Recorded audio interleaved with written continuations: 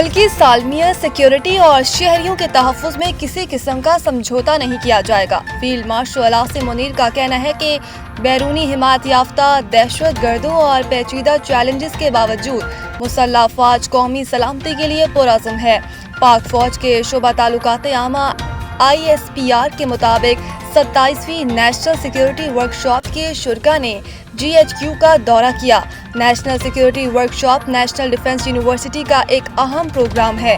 یہ پروگرام پارلیمنٹریز، اعلیٰ سول عسکری افسران اور تعلیمی و سماجی شعبوں سے تعلق رکھنے والے نمائندگان کو یکجا کرتا ہے۔ ISPR کے مطابق ورکشاپ کے شرکاء کو غیر قانونی سرگرمیوں کے خلاف جاری قومی اقدامات پر بھی بریفنگ دی گئی۔ منشیات کی اسمگلنگ اور منظم جرائم پیشہ نیٹ ورک کے خلاف کارروائیوں پر بھی بریفنگ دی گئی۔ اس کے علاوہ بہتر بارڈر کنٹرولز اور غیر قانونی غیر ملکیوں کی واپسی کے حوالے سے تازہ پیش رفت سے بھی شرکاء کو آگاہ کیا گیا۔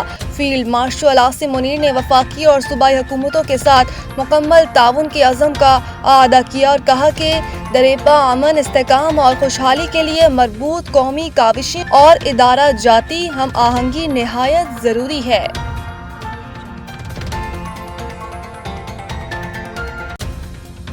افغانستان میں کارروائی کرنی ہوئی تو واشگاف انداز میں کریں گے، طالبان تنہا رہ جائیں گے۔ خواجہ آصف وزیر دفاع نے کہا کہ ہمارے دوست چاہتے ہیں کہ خطے میں امن ہو جس سے انہیں بھی فائدہ ہو اور اس کے علاوہ وہ بہت جلد مداخلت کریں گے۔ دوران گفتگو انہوں نے کہا کہ افغان طالبان تنہا رہ جائیں گے جس کا نتیجہ ان کی تباہی کی صورت میں ہوگا۔ دہشت گردی کی فیکٹری ختم ہوگی تو حلال روزی کمانے کے مواقع پیدا ہوں گے۔ طالبان ایک مفاد پرستوں کا گروہ ہے، ان کی باتوں کو سنجیدہ لینا اور ان پر اعتماد کرنا ہے سود ہے۔ ان کی باتوں کو سنجیدہ لینا اور ان پر اعتماد کرنا سود ہے۔ ہمیں افغان طالبان سے اچھائی کی کوئی امید نہیں، اس سے بڑی کوئی حماقت نہیں ہوگی کہ ان پر اعتبار کیا جائے۔ خواجہ آصف کا کہنا تھا کہ ہماری فورسز انتہائی ڈسپلن ہیں، طالبان کا کوئی کوڈ آف کنڈکٹ نہیں، ہمیں طالبان سے اچھائی کی امید نہیں۔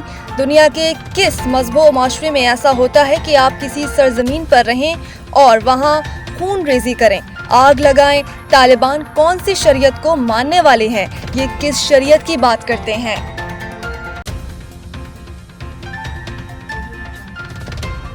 پیپلز پارٹی کی سندھ میں بلدیاتی قانون میں بڑی تبدیلیاں کرنے کی تیاریاں۔ ذرائع کے مطابق اس سلسلے میں محکمہ بلدیات سندھ اور محکمہ قانون کے ماہرین سندھ لوکل گورنمنٹس ایکٹ 2013 میں مواقع ترامیم پر مبنی ڈرافٹ کی تیاریوں میں مصروف ہیں، جو باضابطہ منظوری کے لیے سندھ کابینہ کے اجلاس میں پیش کیا جائے گا، جس کے بعد اسے سندھ اسمبلی سے منظور کرایا جائے گا۔ اس سلسلے میں وزیر اعلیٰ سندھ سید مراد علی شاہ نے 1 دسمبر کو سندھ کابینہ کا خصوصی اجلاس طلب کیا ہے، جبکہ وزیر اعلیٰ سندھ کی سفارش پر گورنر سندھ نے صوبائی اسمبلی کا اجلاس پہلے ہی بلا لیا۔ واضح رہے کہ سندھ اسمبلی کا اجلاس بدھ 26 نومبر سے شروع ہو رہا ہے، جو کچھ دن جاری رہے گا۔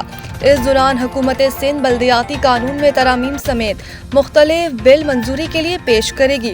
توقع ہے کہ مذکورہ اجلاس میں جامعہ کراچی کے international centre for chemical and biological sciences کو جامعہ کراچی سے الگ کرنے کا متنازع بل بھی پیش کیا جائے گا۔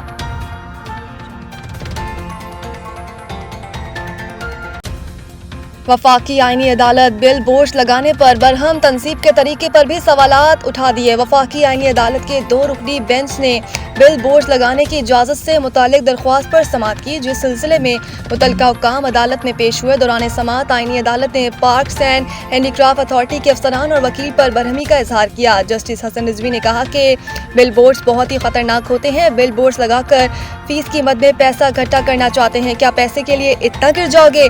جسٹس حسن نے پارکس اتھارٹی کے وکیل سے استفسار کیا کہ فیس کے لیے لوگوں کی زندگیوں کو خطرے میں ڈالنا چاہتے ہیں، بل بورڈز گرنے سے کوئی نقصان ہو گیا تو کون ذمہ دار ہوگا؟ کیا اتھارٹی جانی اور مالی نقصان کی ذمہ داری لینے کو تیار ہے؟ آئینی عدالت نے بل بورڈز لگانے کے طریقہ کار پر بھی سوالات اٹھا دیے اور اس موقع پر جسٹس حسن نے کہا، آندھی طوفان میں بل بورڈز گر جاتے ہیں، کیا بل بورڈز لگانے سے قبل جگہ کا تعمیراتی معیار پرکھا جاتا ہے؟ سپریم کورٹ بل بورڈز پر پابندی لگائے۔ جسٹس حسن رضوی کا کہنا تھا کہ آئندہ سماعت پر اپیل واپس لینے کی بات کیجیے گا، بل بورڈز لگانے کی اجازت پر بات کی تو جرمانے کے ساتھ اپیل مسترد کریں گے۔ بعد ازاں وفاقی آئینی عدالت کے 2 رکنی بینچ نے درخواست پر سماعت غیر معینہ مدت تک ملتوی کر دی۔ لاہور سمیت پنجاب کے مختلف شہروں میں فضائی آلودگی کا راج برقرار۔ ماحولیاتی ویب سائٹ کے مطابق آلودہ ترین شہروں میں صوبائی دارالحکومت لاہور پہلے نمبر پر۔ شہر کا مجموعی ایئر کوالٹی انڈیکس 331 ریکارڈ کیا گیا۔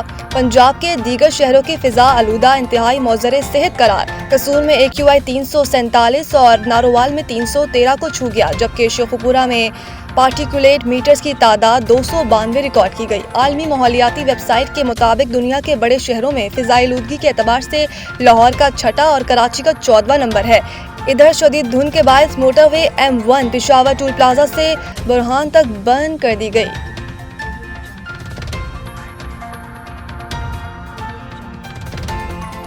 اصولوں سے سمجھوتا نہیں کر سکتا، علی ترین کا ملتان سلطان سے علیحدگی کا اعلان۔ علی ترین نے ملتان سلطان سے علیحدگی کا اعلان سوشل میڈیا پہ پوسٹ کر دیا۔ علی ترین نے ایکس پر ملتان سلطانز کے فینس کے نام پیغام جاری کرتے ہوئے کہا کہ اس ٹیم کا حصہ ہونا میری زندگی کا سب سے بڑا اعزاز رہا ہے۔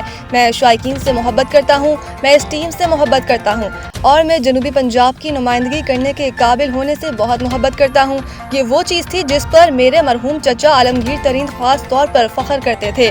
علی ترین نے کہا کہ میں ہر سیزن میں اپنے کھلاڑیوں اور سٹاف کو بتاتا رہا ہوں کہ اس ریجن کی نمائندگی کرنا کیا معنی رکھتا ہے۔ یہ ایک ایسی جگہ ہے جہاں لوگ محنت کرتے ہیں، اپنے حقوق کے لیے لڑتے ہیں اور ہر روز چیلنجز کا سامنا کرتے ہیں۔ میں نے انہیں بتایا کہ شائقین آپ کو ہارنے پر معاف کر دیں گے، لیکن اگر آپ مقابلہ کرنا روک دیں گے تو وہ کبھی معاف نہیں کریں گے۔ اسی سوچ نے ہر اس چیز کو شکل دی ہے جو ہم نے میدان کے اندر اور باہر کی ہے۔